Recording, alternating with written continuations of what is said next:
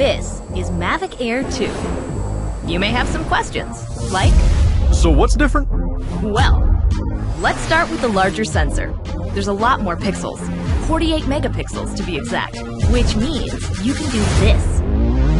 And then shoot a hyperlapse in 8K. With Smart Photo, every shot is a masterpiece. Yeah, but photos aren't really my thing. Don't worry, we've got you covered. It also does 4K 60p video. You can also slow things down. Way down. And yes, there's HDR video. How's the flight time? It's fantastic. You're looking at up to 34 minutes in the air, a new record for the Mavic series. We've added OcuSync 2.0, so you can fly longer and see clearer. What if I'm not a great pilot? That's where Focus Track comes in, so you can fly like a pro. Or just press a button.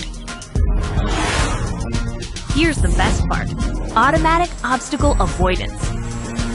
Okay, but what do I do with all these shots? Here's an idea. Use the DJI Fly app to edit and share your moments with just a tap. So, what's different? A whole lot.